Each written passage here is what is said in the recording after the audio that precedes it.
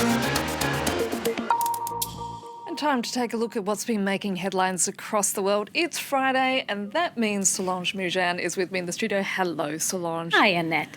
Okay, I'm being very upbeat and cheerful, but Yes. let's get back to the very serious news of the day, and that, of course, being the coronavirus, which is a global problem, and in China, where it originated, is trying to promote on how successful it has been in combating this epidemic. Yeah, the South China Morning Post tells us that Beijing is trying to repair its global image after early missteps and much criticism around the globe over the outbreak, especially at the virus's start. Now, the Hong Kong-based paper says that China is sharing its medical knowledge of the virus with many nations, but especially those countries that have previously been in favor of their Belt and Road trade initiatives. So some health prevention there, but also some politics that are at play here. Now, the importance of China's image is also the subject of an article today in the French paper Les Echos.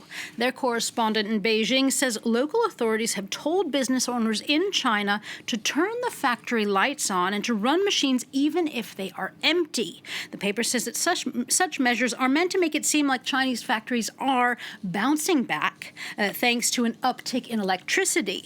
But all the same, the paper says that independent firms say Chinese industry is at about just 40% from where it was before the virus, even if the official figures in some regions are at 90%. So some skepticism needed potentially there. But the dip in energy use and carbon emissions and economic activity is certainly being covered not just in China, but right across the world. Yeah, the financial fallout of the coronavirus is pretty much as present in the papers as how to wash your hands properly. Let's take a look at the French paper L'Opinion and how it's covering the economic trials of the coronavirus. It's doing so with a bit of humor. In its daily cartoon, it has world leaders wondering how they've managed to lower their carbon emissions so quickly. The answer for the illustrator CAC lies with the many coronavirus molecules that are now running around the world. Now, for the New Yorker, there could be an upside to this economic downturn, even if it does say that shutdowns are untenable in the long term.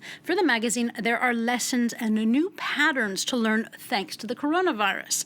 It is a reminder of people's adaptability, they say, that measures like working from home can be effective, as effective as coming into the office, that cruise ships aren't just environmentally unsound means of travel, but they are potential germ traps, that the coronavirus is a major reminder that we all live in a very interconnected place, that if anywhere on the globe there is a problem, be it a virus or climate change, it can and will affect all of us. It says, quote, that the reality can bite and bite hard, and that the coronavirus is a physical reminder that cooperation is a boon and not a trap.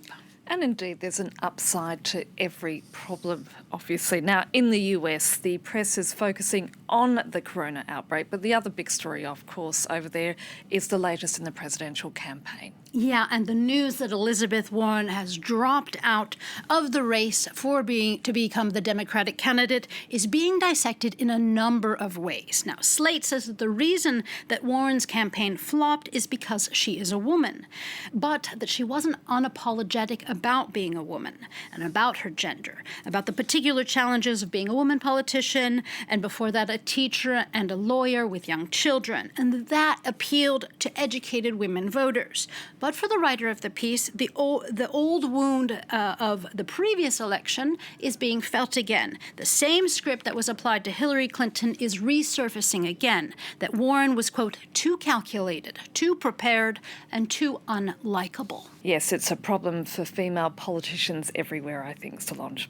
However, the Washington Post says in its opinion piece, not so fast. They do indeed. And the Post says this was not about gender, but about a candidate who was neither nor. The Post argues that some voters were, quote, too afraid to take on a more radical agenda, while Donald Trump was on the other party's ticket, while others found that Warren was not progressive enough, and that's why they preferred Bernie Sanders.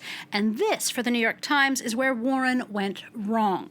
They say she was, quote, the wrong kind of radical, end quote, that she wanted to reform everything anything but the Democratic Party itself, and that younger counterculture voters therefore preferred Sanders and his populist rhetoric of a political revolution. But the paper concludes that those of us that dream of a female candidate, female president in the United States, there are more women that are coming up. For example, they say Alexandria Ocasio-Cortez, she turns 35 in 2024, which is the next election, and 35 being the minimum age to become president. Yes, watch that space, that's for sure. Okay, now for some lighter news, coming out of a place where we've had some pretty grim news so far, and that being northern Italy, where residents got more than a shock when they turned on their taps. They did indeed. The Italian version of The Local tells us that residents in a small village near Modena had a joyful surprise of turning on their faucets, and instead of water, red wine came out. The site says that on March 4th, there was a technical error in a silo in a nearby winery, which caused the wine to leak into the local water supply. And that because the wine has a higher pressure than water, it started to come out of the sinks and the bathtubs. Now, local officials had to apologize because some residents were quite concerned, what if this hadn't been wine? It's quite scary. But others, they had their containers at the ready to enjoy the Lambrusco at lunch. Yes, bottle that up indeed. Thanks for that, Solange Moujane. And if you want to take a look at the stories we've been talking about, you can, of course, head to our website, that being France24.com.